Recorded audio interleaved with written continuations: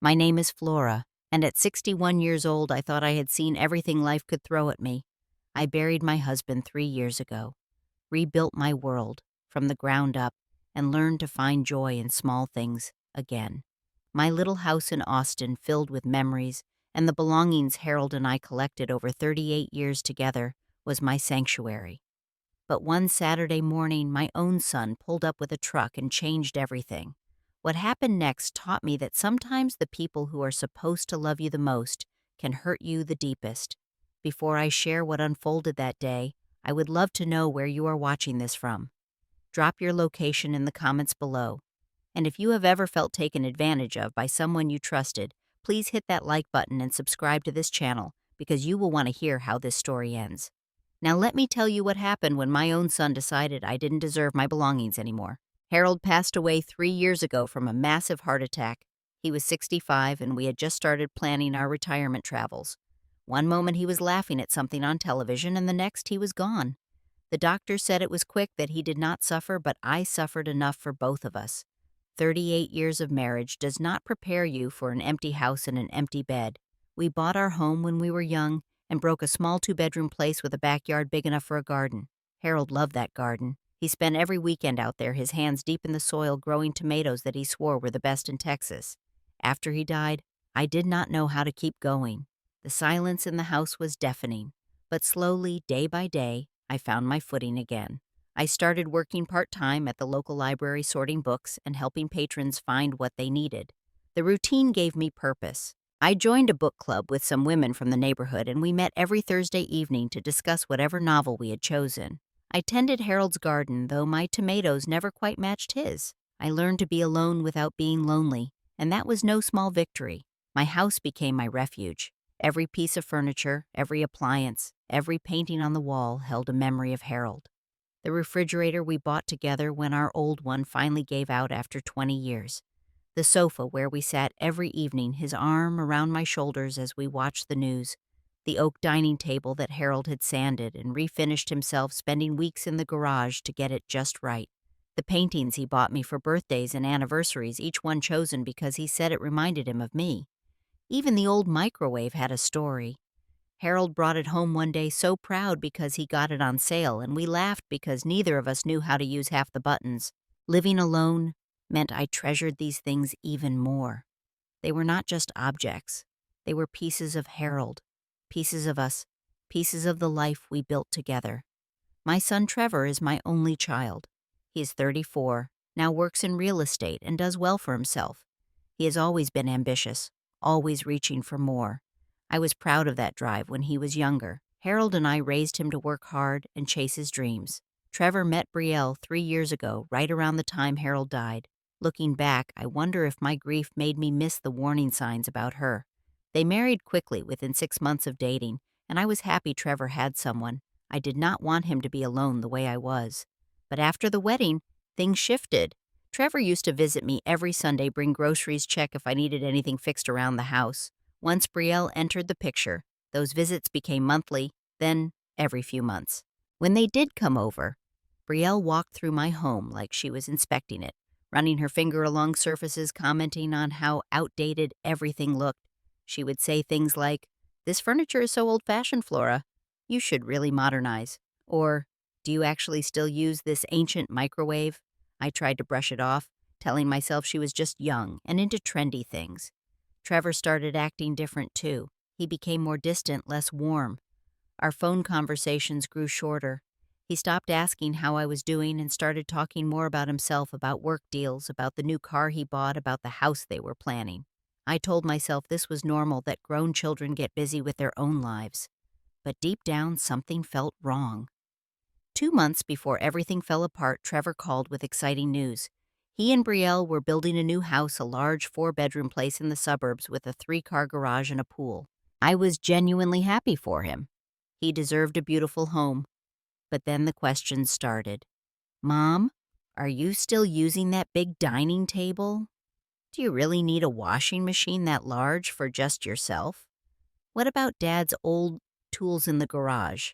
These questions felt odd, but I answered honestly. Yes, I used the table. Yes, I needed the washing machine. Yes, I kept Harold's tools because they reminded me of him. A week later, Brielle called. Her voice had that fake sweetness that made my skin crawl. She asked if I ever thought about downsizing, maybe moving into a smaller apartment or a senior community. I was taken aback. Why would I move? This is my home, I told her. She laughed a tinkling sound that felt rehearsed. Just asking Flora. Just thinking about your future. That conversation left me unsettled. I could not shake the feeling that something was brewing, but I had no idea what storm was heading my way. It was a Saturday in September, one of those beautiful Texas mornings where the heat had not yet become oppressive. I woke up early, made my coffee, and went out to the garden to water the tomato plants. The day felt peaceful. I had no plans except maybe reading the new mystery novel I picked up from the library. Around 9 o'clock, I heard the rumble of a large vehicle pulling up to my house. I looked up from my watering can, squinting against the morning sun. A moving truck, a big one, and climbing out of the cab were Trevor and Brielle. I walked to the front yard, confused. "Trevor, what are you doing here?" I called out. He grinned at me. That smile I used to love, but that now looked wrong somehow. "Hey, Mom, we are here to help." Help with what I asked, setting down the watering can. My heart started beating faster. Something about this felt very wrong. Brielle walked up wearing designer sunglasses and a smug expression. "We are taking some things for our new house," she said matter-of-factly. "You do not need all this stuff anymore." Before I could process what she meant, before I could even protest, Trevor and Brielle walked right past me into my house. Two men I had never seen before followed them, clearly hired movers. I hurried after them, my slippers slapping against the walkway.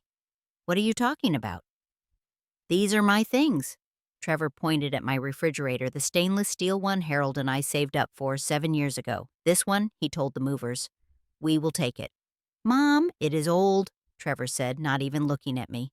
"You can get a smaller one. We need it for the new house." I stood there frozen in shock as the movers started unplugging my refrigerator. Brielle chimed in, her voice dripping with condescension. "Plus you live alone. You do not need something this big. What are you even keeping in there?" I grabbed Trevor's arm, my voice shaking. "But this is mine. Harold and I bought it together." He pulled his arm away, irritated. "Do not be dramatic, Mom. We are family. What is yours is ours, right?" I felt like I was in a nightmare. This could not be happening. My own son could not be standing in my kitchen directing strangers to take my belongings. But it was happening. The movers disconnected the water line and started wheeling my refrigerator toward the door. I stood in their path, desperate. "Please stop. This is my home." Trevor sighed like I was being unreasonable. "Move, Mom. You are in the way." Brielle was already in the laundry room, pointing at my washing machine and dryer. "These two," she called out. "And that microwave. Oh, and the coffee maker." I felt tears burning my eyes. Every item she pointed at was something Harold and I chose together, used, together built our life around. The washing machine, where I washed Trevor's baby clothes, his school uniforms, his graduation gown. The dryer that Harold fixed 3 times because he refused to buy a new one, insisting he could make it work. These were not just appliances. They were my history. The movers worked with brutal efficiency. Within 30 minutes, they had loaded the refrigerator, washing machine, dryer, and microwave onto the truck. But Trevor and Brielle were not done. They moved into my living room, and my heart sank even further. Trevor pointed at the sofa, the soft gray sectional where Harold and I spent countless evenings. "That couch," he said. "We need a good couch. Mom, you barely have anyone over. You do not need something this big." I sank onto the very couch he was claiming my legs too weak to hold me. "This was where your father and I sat every night," I whispered. "This was where we watched you grow up on home videos. This was where he held me when I cried after my mother died." Trevor looked uncomfortable for a moment, but Brielle rolled her eyes. "That is sweet, Flora, but it is just a couch. You are being sentimental over furniture." She turned to the movers. "Take it." They made me stand up, and I watched them dismantle my sofa, my sanctuary, and carry it piece by piece to their truck. Next came the dining table, the beautiful oak table Harold spent weeks refinishing. He had sanded every inch of it by hand, applied coat after coat of varnish until it gleamed. We ate every family dinner at that table. Trevor did his homework there. We played board games there. Harold carved our initials into the underside of it, a secret message just for us. Please, not the table, I begged. Trevor, your father, made this table perfect with his own hands. Do not take this from me. Trevor would not meet my eyes. Dad would want us to have nice things, Mom. He would want us to be happy. That was a lie, and we both knew it. Harold would be furious if he could see what his son was doing right now. But the table went onto the truck anyway. Then the bookshelf, the television, the lamps. I followed them from room to room, pleading, crying, but they ignored me, like I was invisible. Brielle went into my bedroom, and I heard her opening drawers. She came out holding the quilt Harold gave me for my last birthday before he died. He had it custom made with patches representing different moments in our marriage. Our wedding, Trevor's birth, our vacations, our anniversaries. Not that I said, my voice breaking completely. Please, Brielle, that was his last gift to me. She examined it critically. It is handmade. That is trendy now. It will look great in our guest room. She folded it casually and handed it to one of the movers. I reached for it, but Trevor stepped between us. Mom, stop. You are embarrassing yourself. They took the antique mirror that belonged to my grandmother. They took the dishes from my kitchen cabinets, the ones with the delicate blue pattern that I inherited from Harold's mother. They took the paintings from my walls, every single one. The watercolor of a sunset that Harold bought me in Santa Fe. The abstract piece he surprised me with on our 20th anniversary because he said the colors reminded him of my laugh. The small oil painting of a garden that he found at an estate sale and knew I would love. I stood in the middle of my living room, which was now just an empty shell, and felt something inside me break. The walls were bare. The floors were bare. They had stripped my home of everything that made it mine, everything that connected me to Harold, to my past, to my life. Brielle surveyed the nearly empty house with satisfaction. I think we got everything we need, she said to Trevor. This should save us thousands on furniture. Trevor nodded, looking around. Yeah, this worked out great. He finally glanced at me, and for a second I thought I saw guilt in his eyes. But then it was gone. Thanks, Mom. You are really helping us out. I could not speak. I could not even cry anymore. I just stared at my son, this person I no longer recognized, and wondered where I had gone wrong as a mother. They loaded the last painting onto the truck. Brielle climbed into the passenger seat, already on her phone, probably texting about their haul. Trevor got behind the wheel. He looked at me one more time through the window. See you later, Mom, he called out like this was a normal visit, like he had not just robbed me blind. The truck engine started with a roar. I watched them pull away from my house, my entire life packed into the back of their truck, and I felt like I was dying all over again. I stood on my front step staring at the empty driveway long after the truck disappeared. My house felt like a tomb. I walked back inside, and the echo of my footsteps on the bare floor made me flinch. The kitchen looked wrong, without the refrigerator's hum. The living room felt cavernous without the sofa. The dining room was just an empty space where love used to gather. Even the walls looked wounded pale rectangles marking where paintings once hung. I sat down on the floor in the middle of my living room. The one piece of furniture they left was the bed, probably because it was too old and worn for their taste, and a couple of chairs they deemed not worth taking. I pulled my knees to my chest and let myself feel the full weight of what had just happened.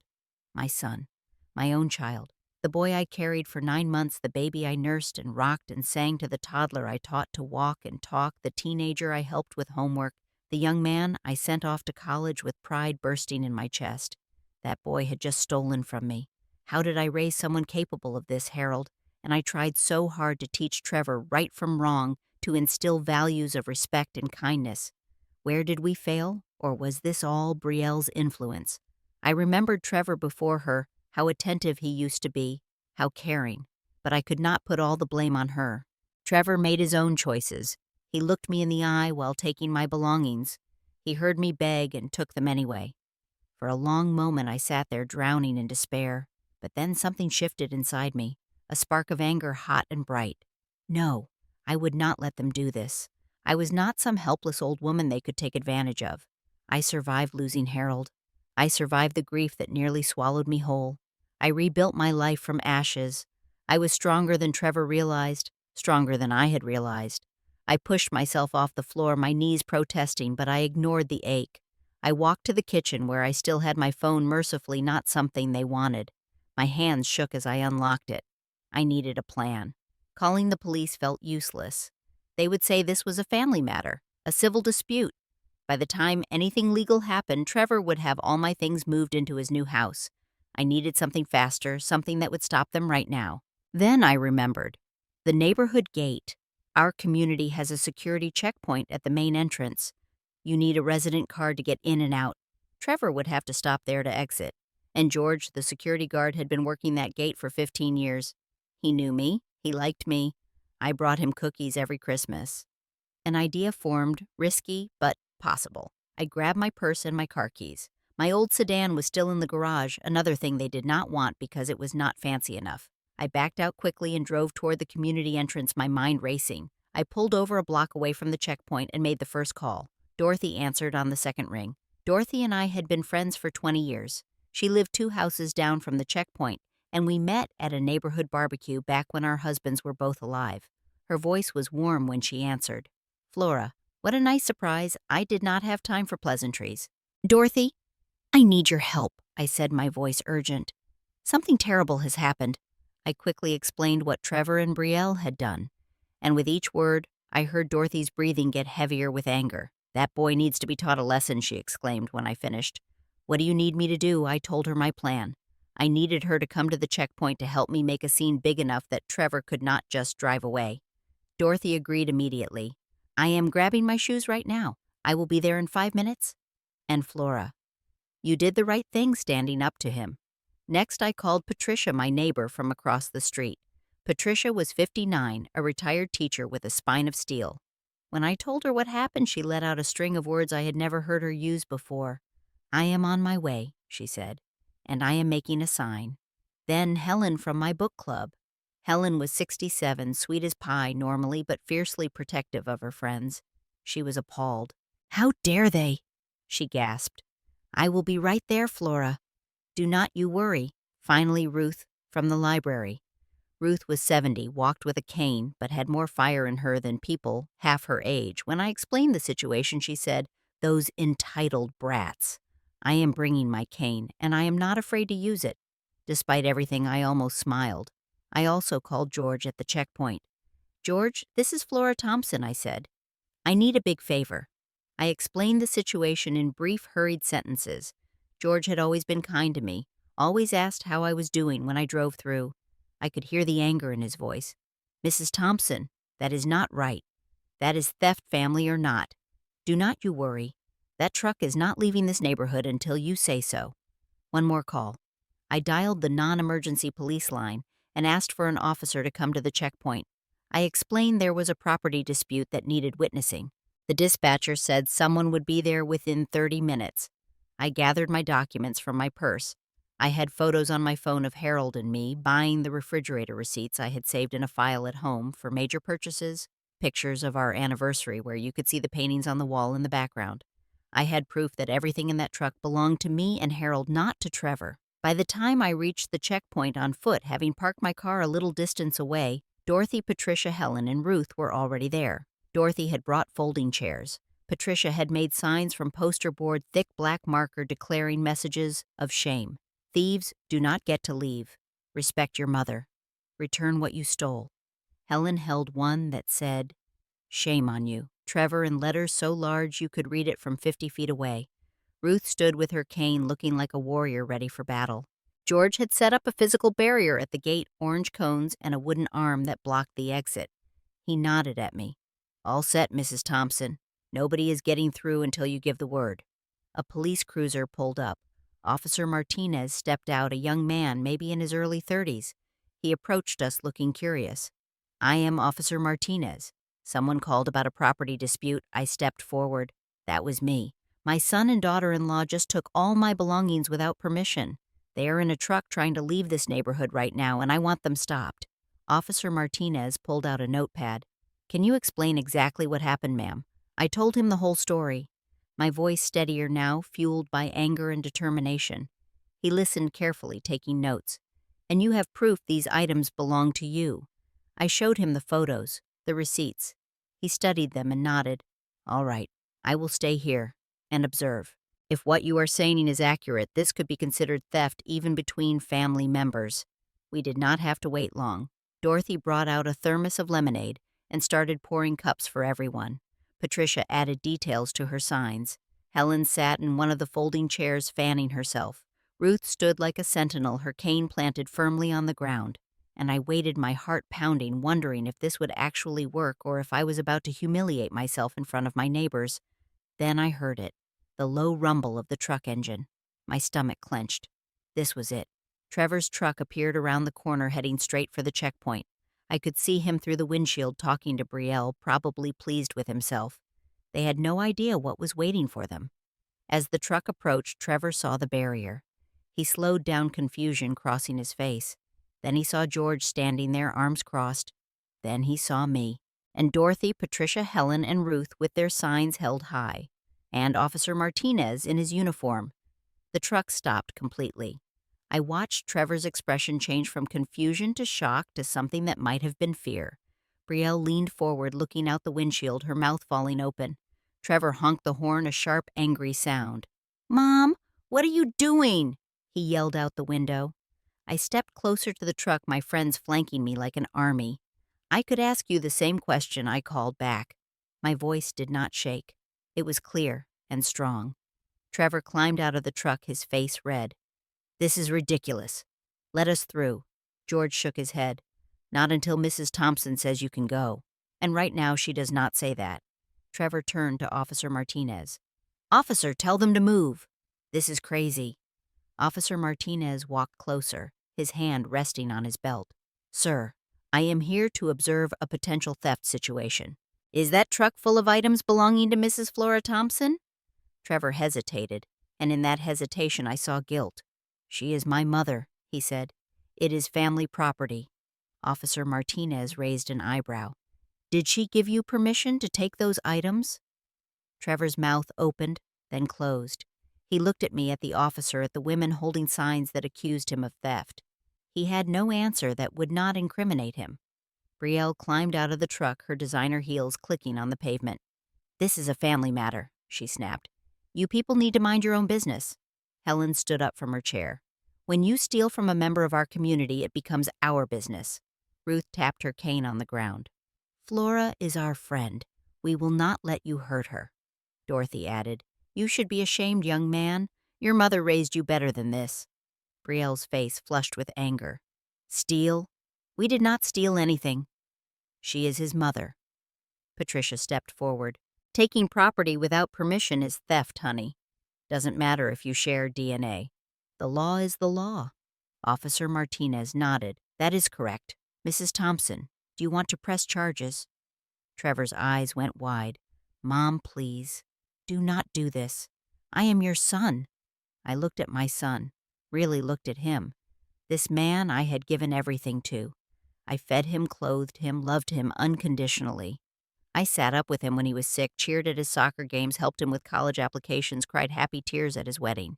And this was how he repaid me, by walking into my home and stripping it bare, by dismissing my pain as dramatics, by choosing furniture over his own mother's heart. "You are my son," I said, my voice thick with emotion. "I gave birth to you. I raised you. I loved you with everything I had. And this is how you repay me." Trevor started to cry. "I am sorry. We wanted nice things for our house. Brielle kept saying." Brielle cut him off sharply. "Do not you dare blame this on me." Trevor turned on her, and I saw something crack in their united front. "You are the one who kept saying Mom did not need all that stuff. You are the one who said she was hoarding things like a—" He stopped himself, but the damage was done. Brielle's face went white with rage. I held up my hand, silencing them both. "Enough. Trevor, you have a choice. You can unload every single item from that truck and return it to my home. Every appliance, every piece of furniture, every painting. Or I will press charges and you will explain to a judge why you thought it was acceptable to rob your own mother." Trevor stared at me. Brielle grabbed his arm. "Do not listen to her. She is bluffing." I met Brielle's eyes, and I let her see every ounce of steel in my spine. "Try me." The checkpoint was silent except for the hum of the truck engine. Trevor looked at the officer, at George blocking the gate, at the women with their signs at me. He was trapped, and he knew it. Finally, his shoulders sagged. "Okay," he whispered. "Okay, Mom. I will return everything." Brielle spun toward him. "Trevor, we need those things. We paid those movers." Trevor shook his head. "No, Brielle, we do not need them. We wanted them, but we do not have the right to take them. Not like this." Brielle's voice rose to a shrill pitch. "I cannot believe you are siding with her over me." Trevor looked exhausted. "I am not siding with anyone. I am doing what is right. Something I should have done from the start." He turned back to me and tears were streaming down his face now. "I am sorry, Mom. I do not know what I was thinking." I did not respond. I just stood there watching my son realize the magnitude of what he had done. Officer Martinez pulled out his notepad again. "All right, I will supervise the return of the items to ensure everything goes smoothly." George lowered the barrier. "Let's get that truck turned around." The truck made a slow, awkward three-point turn in the checkpoint area. As it headed back toward my house, our small group followed like a procession. Dorothy walked beside me. "You did good, Flora. You stood up for yourself." Patricia added, "That boy needed this lesson. Maybe now he will learn." Helen squeezed my hand. "We are proud of you." Ruth tapped her cane approvingly. "About time someone put those two in their place." Brielle sat in the passenger seat, her arms crossed, staring straight ahead with fury radiating off her. Trevor drove slowly, his hands gripping the wheel so tight his knuckles were white, and I walked behind the truck that held my stolen life, feeling something I had not felt in 3 years. Power. I had been knocked down by grief, by loss, by loneliness. But I was not broken. I was Flora Thompson, and I would not be anyone's victim, not even my own son's. The truck pulled back into my driveway and Trevor cut the engine. For a moment, nobody moved. Then Trevor climbed out and walked to the back of the truck. He lowered the gate and stared at the contents. All my belongings packed tight. He turned to the 2 movers who had been waiting uncertainly in the cab. "Help me unload this. All of it. Back where it came from." The movers looked at each other, then shrugged. They were getting paid at either way. I unlocked my front door and stood aside as Trevor and the movers began the process of undoing the damage. The refrigerator came off first, heavy and awkward. They wheeled it back into the kitchen, positioned it exactly where it had been. Trevor plugged it in, and the familiar hum filled the room. That sound which I had heard every day for 7 years suddenly seemed precious. The washing machine and dryer went back into the laundry room. Trevor reconnected the hoses himself, his hands shaking slightly. The microwave returned to its spot on the counter, the coffee maker beside it. Then came the furniture. The sofa pieces were reassembled in the living room. I sat in one of the chairs they had not taken and watched Trevor work. He was careful now, gentle as if handling the furniture could somehow undo the violence of taking it. The oak dining table went back into the dining room. He positioned it just right, making sure it sat evenly. I noticed him run his hand along the surface and wondered if he was thinking about his father, about the hours Harold spent making it perfect. The bookshelf, the lamps, the television. Each item found its way home. My friends had come inside, and Dorothy started making tea in my kitchen now that I had a working kettle again. Patricia helped rehang the curtains that had been taken down. Helen supervised the movers with a sharp eye, making sure nothing was damaged. Ruth sat in the dining room, her cane across her lap, watching Trevor with an expression that could have curdled milk. The paintings were the hardest to watch go back up. Trevor carefully hung each one, checking that they were level. The watercolor from Santa Fe. The abstract with the colors Harold said matched my laugh. The garden scene. When the last painting was hung, Trevor stepped back and just stared at it. His shoulders started shaking, and I realized he was crying. The movers finished and left quickly, clearly uncomfortable with the family drama. Officer Martinez had been taking notes the whole time. He approached me. "Mrs. Thompson, everything appears to be returned. Do you want to press charges?" I looked at Trevor, still standing in front of the painting, his back to me. "No," I said quietly. "No charges. But I want this documented. I want a report filed that this happened." Officer Martinez nodded. "Understood. I will write it up. If you change your mind within the next few days, you can still pursue charges." He handed me his card. "Call if you need anything." After he left, my friends gathered their things. Dorothy hugged me tight. "You call me if you need anything. Anything at all." Patricia kissed my cheek. "You were magnificent today." Helen whispered, "We love you, Flora." Ruth poked Trevor with her cane as she passed. You better treat your mother right from now on, young man. She is worth 10 of you." Trevor flinched but said nothing. When they were gone, it was just me, Trevor, and Brielle. Brielle had refused to come inside. She sat in the truck the whole time on her phone, her face a mask of rage. Now Trevor walked toward me, slowly like approaching a wounded animal. "Mom," he began. His voice cracked. "I do not know what to say. I was greedy. I was selfish. And I hurt you. More than hurt. I destroyed your trust. I looked at my son. Yes, you did. Can you forgive me?" he asked, and the hope in his eyes was painful to see. I was silent for a long moment. "Trevor, I will always love you. You are my son. Nothing will ever change that. But forgiveness, that will take time. You did not just take my things. You took my trust. You made me feel like I did not matter, like I was just in the way, like my feelings were an inconvenience. That kind of wound does not heal overnight." Trevor's face crumpled. "I know. I understand. I hope someday you can forgive me. I want to earn it back. Then show me," I said firmly. "Not with words, but with actions. Be the man your father raised you to be. Honor his memory by being better than this." Trevor nodded, wiping his eyes. "I will. I promise I will."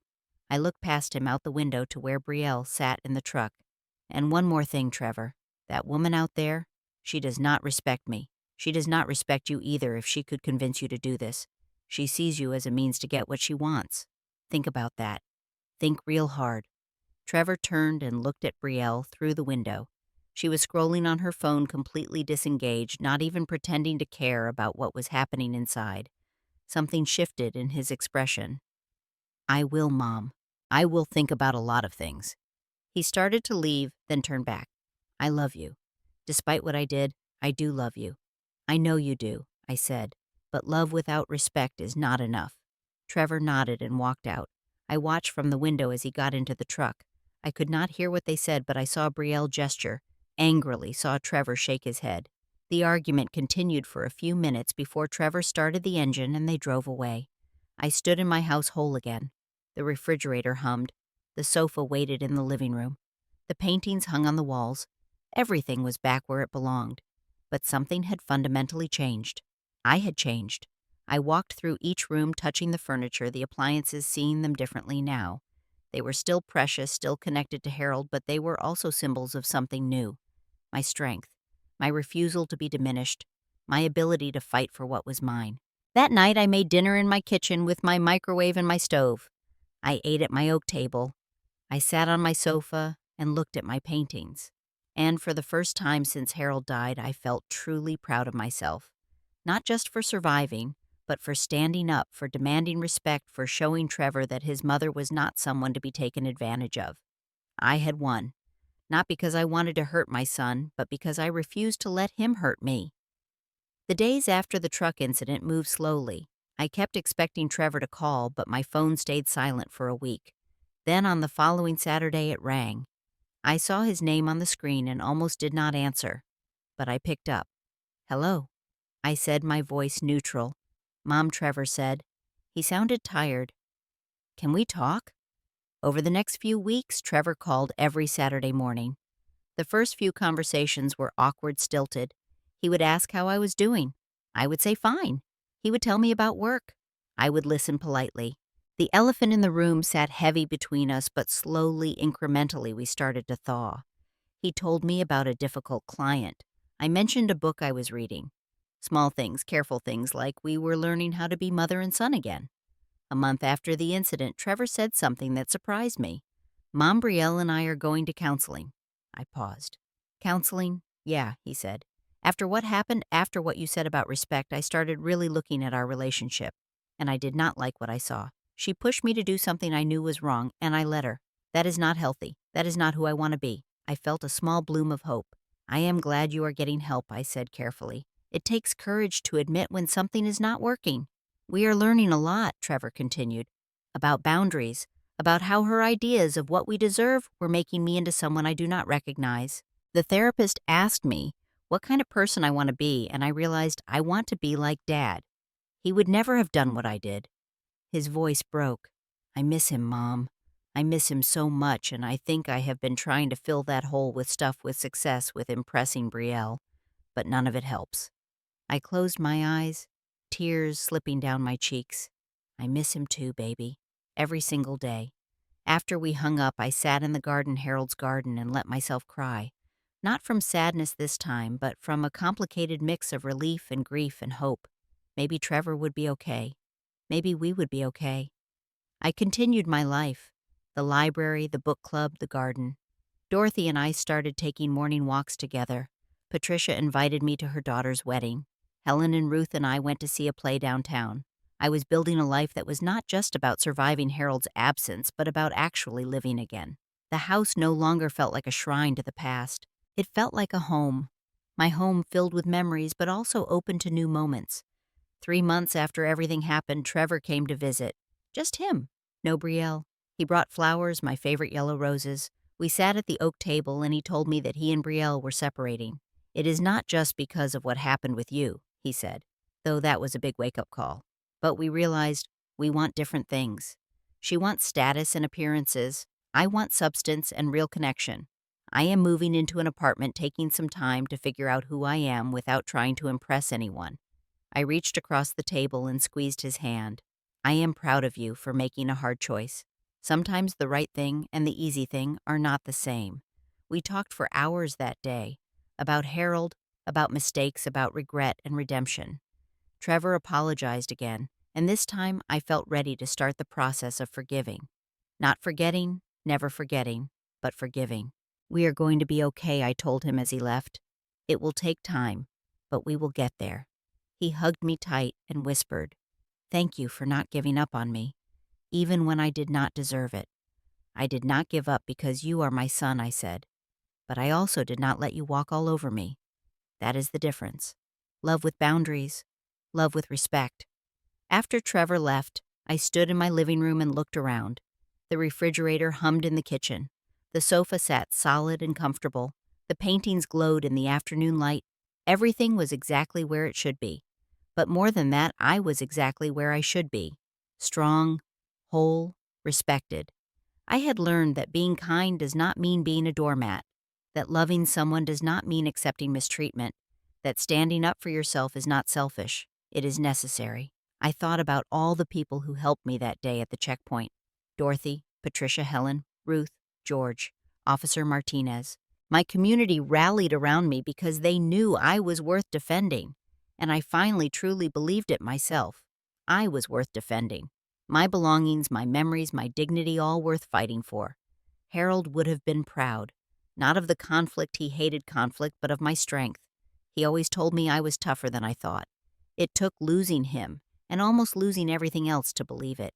I made myself a cup of tea in my kitchen, sat on my sofa, and looked at the painting Harold bought me in Santa Fe. The sunset glowed orange and pink and purple. Beautiful, he had said when he gave it to me. Just like you. I raised my teacup to the painting. To you, Harold. Thank you for loving me. Thank you for teaching me my worth. I am going to be just fine. And I was. Some people might think I was too harsh on Trevor. Maybe I should have just let it go. Let him have the stuff, kept the peace. But I know I did what I had to do. I taught him that respect is not optional even between family, especially between family. I showed him that actions have consequences and that his mother was not someone to be dismissed or taken advantage of. In doing so, I saved not just my belongings but my dignity, and that at 61 years old is something worth fighting for. Now, I want to hear from you. Have you ever had to stand up to a family member who crossed the line? How did you handle it? Drop your story in the comments below. If this story resonated with you, please hit that like button. Subscribe to this channel for more real-life stories about finding strength in difficult moments. And share this video with someone who might need to hear that it is okay to set boundaries even with the people you love. Thank you so much for listening to my story. I hope it reminds you that you are stronger than you think and that you deserve respect from everyone in your life, no matter who they are. Take care of yourselves, and remember, standing up for yourself is not selfish. It is survival. Until next time.